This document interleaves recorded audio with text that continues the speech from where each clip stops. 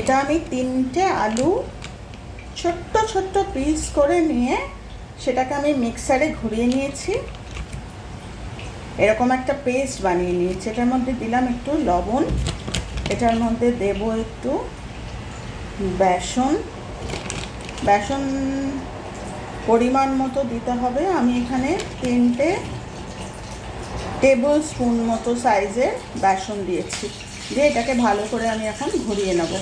এটাতে যাতে ঢিল ঢিল না হয়ে যায়, মানে একটু সুন্দর করে এটাকে এবার ঘুরিয়ে নেব।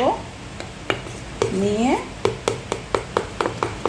ঠিক এইভাবে অ্যাজ ইট ইজ কিন্তু ছোট ছোট পাকোড়া করা যায়, কিন্তু আমি এটার মধ্যে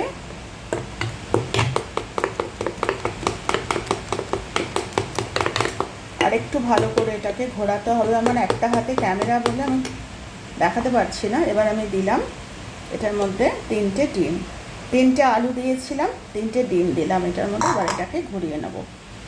এটার ব্যাটারটাকে আমি আরেকটু টাইট করব, তাই আমি এটার মধ্যে আরেকটু বেসন দিলাম। মানে আমি 3টে আলু দিয়েছিলাম, 3টে আলু ব্যাটার করেছিলাম, তার মধ্যে আমি 3-এর জায়গায় আমি 5 চামচ বেসন দিলাম।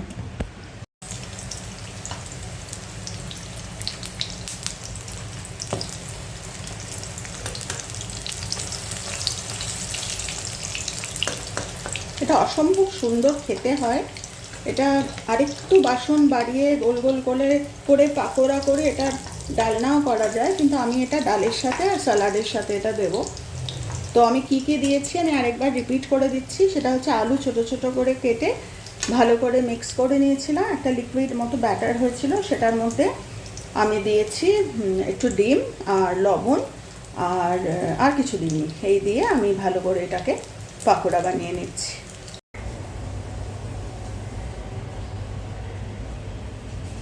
এটা কিন্তু নিরামিষভাবেও করা যায়, ডিম ছাড়া দিলেই হবে। বেসন আর আলুটাকে ভালো করে ব্যাটার করে নিলে এটা নিরামিষভাবেও কিন্তু করা যাবে।